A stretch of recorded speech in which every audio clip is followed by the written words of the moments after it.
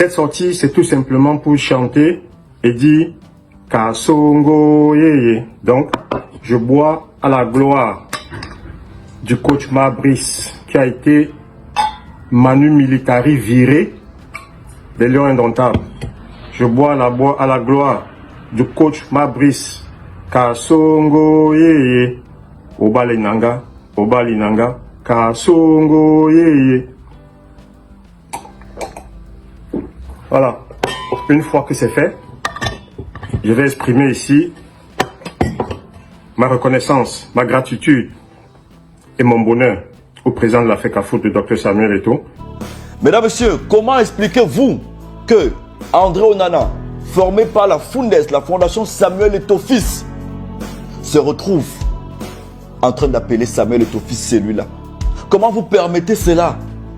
Comment vous permettez? Comment depuis 24 ans, je ne vois pas comment est-ce que ce garçon est copieusement rincé ou alors mis à sa vraie position. Tu ne peux pas, monsieur André Onana. Je ne vous connais pas, je ne cherche pas à vous connaître. Je ne connais pas Samuel Eto'o, je ne cherche pas à le connaître. Jamais. Mais juste pour le fait que tu manques du respect à une icône qui nous a beaucoup plus apporté à l'équipe nationale, contrairement à toi, qui ne nous a rien ramené. Samuel Eto'o Fils, c'est 4 Coupes d'Afrique des Nations. C'est 4 Champions League, c'est meilleur buteur de la Liga, c'est meilleur. Il a été meilleur partout. Ça veut dire que sur un plan, même sur une balance, on vous met. Tu ne mérites même pas de t'asseoir dans une même salle que Samuel Eto'o Fils. Non. Tout simplement parce que tu es son fils et il est ton père. Un fils qui manque du respect à son père n'aura jamais une vie tranquille, n'aura jamais une vie paisible. Malgré les milliards que tu vas avoir, non, tu seras toujours troublé. Parce que seul dans 4 murs, ta conscience va toujours te juger. Envoyez ça à André Onana et puis à tout le Cameroun. Dites à Onana que celui-là, il est 4 fois Ballon d'Or africain. Celui-là, il est 4 fois vainqueur de la Ligue des Champions. Donc 2009 Barça, 2010 Inter. Celui-là, il était meilleur buteur de la Liga. Celui-là, il était meilleur buteur de la Serie A, meilleur joueur de la Serie A. Celui-là, c'est le meilleur buteur de l'histoire de son pays. Celui-là, c'est le plus grand joueur que l'Afrique n'ait jamais connu. C'est un grand fan de Drouba qui déballe. Il faut respecter les gens petits. Les amis, bonsoir. Un petit tour de partage. Vous avez bien suivi ces différentes interventions. Franco Nana, vous avez suivi l'influenceur Pifo et vous avez suivi cet Ivoirien. Entre-temps, Samuel Eto'o était quelque part dans un collège de la place à Yaoundé. Question de soutenir une élève candidate au poste de président de la coopérative de ce complexe scolaire.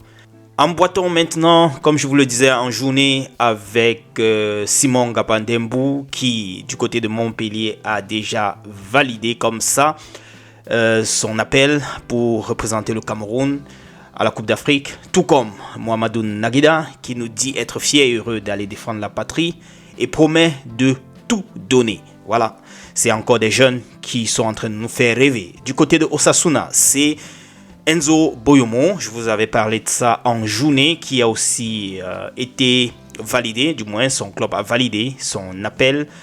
Mais de l'autre côté de Ivan Neyou, du côté de Getafe, lui, il l'annonce plutôt, voilà, comme ça, la fin de sa carrière, n'est-ce pas? Il arrête, il dépose. Il dit, porter ce maillot et représenter le Cameroun aura été un immense honneur. Merci pour tout mon pays. Voilà, le gars raccroche, il ne va plus venir du côté du Cameroun. Voilà, il va peut-être se concentrer sur sa carrière internationale. En tout cas, bon vent, bonne chance pour la suite. Du côté de Vincent Aboubakar, notre attaquant, n'est-ce pas, notre ex-capitaine, voilà, puisque voilà, en tenant compte de cette liste-là, il n'est plus parmi les joueurs qui ont été appelés et je ne sais pas s'il va revenir. Donc, notre ex-capi a donc été éliminé au 8e de finale de l'autre côté avec son club Neftchi. Ils ont été battus 1-0 contre Tsira. Voilà, nous allons emboîter avec ce journaliste qui a eu à prendre la parole pour parler de la situation actuelle du football camerounais. Il a fait une petite analyse, du moins il a donné son point de vue sur la situation qui est en train de prévaloir actuellement au Cameroun. Il nous dit ceci. Parce que c'était prévisible, le président, dès sa réélection, autant pour moi, a promis de ramener la discipline au sein de l'équipe nationale Fagnon. Il l'a fait à sa façon. Ça, c'était le point 1. Le point numéro 2, tel que nous rapporte la RSI, il dit parce qu'il y avait beaucoup de désordre. Le problème n'est pas de savoir qui l'a créé, car de part et d'autre, MINSEP Fédé, on est responsable, écrit-il. Mais sincèrement, à un moment, il fallait, comme dans toutes les institutions qui veulent continuer d'exister, frapper fort. La Fédé l'a fait, on ne peut pas lui reprocher. C'est de son droit, elle était attendue même par ses partenaires et sponsors CAF et FIFA particulièrement. Troisième point, parce que les cadres qui sont mis de côté Aboubakar Ngande, Choupo, Onana, Hongla ne se sont pas montrés indispensables ces derniers mois. Qui peut aisément nous ressortir le match de référence de l'un d'entre eux? Ils ont plus brillé par autre chose. Soyons honnêtes, non pas qu'ils n'avaient pas le droit de réclamer des choses, mais à un moment, quand tu le fais, rassure-toi d'être d'abord bon là où on te jugera, d'abord en premier sur le terrain. Parce qu'il fallait créer, en quatrième point, parce qu'il fallait créer un électrochoc, donner un signal fort. Comme dit précédemment, la fédération était attendue particulièrement par ses partenaires sponsors. Les institutions sont froides. Pourquoi faut-il croire en cette équipe? 1. Parce qu'elle n'est pas mauvaise. On y retrouve beaucoup de beaux talents. Voilà. Des jeunes qui ne demandent qu'à évoluer dans un environnement professionnel et sain. 2. Parce que le staff amené par Pangou est crédible, professionnel et rigoureux. Il fait partie des meilleurs techniciens camerounais de ces 10 dernières années. En club et en sélection, il a démontré de bonnes choses. Il forme depuis le Tchad 2021 un bon tandem avec Tungu Pile. Avec le vieux Briska Bellinga, on peut lui faire confiance. Notez bien. Franchir le premier tour sera pour cette équipe une réussite, une belle rampe de lancement pour la suite. Ne peignons pas tout en noir. Voilà son intervention et je partage bon nombre de points dans cette proposition que la RSI nous a fait découvrir. Nous allons switcher un peu sur l'assistant de Marc Brice. Cela est un peu venu dans ma tête, je me suis demandé, mais en fait, Mounouga va s'en aller comme ça sans jamais vraiment jouer le rôle qui était le sien auprès de Marc Brice. Il a passé le temps à être comme un spectateur, du moins comme un fan dans les tribunes. Donc comme ça, là, il a passé 2 ans, comme on dit entre guillemets au pays, Njor, c'est-à-dire sans rien faire en tant que tel sur le terrain, de façon officielle.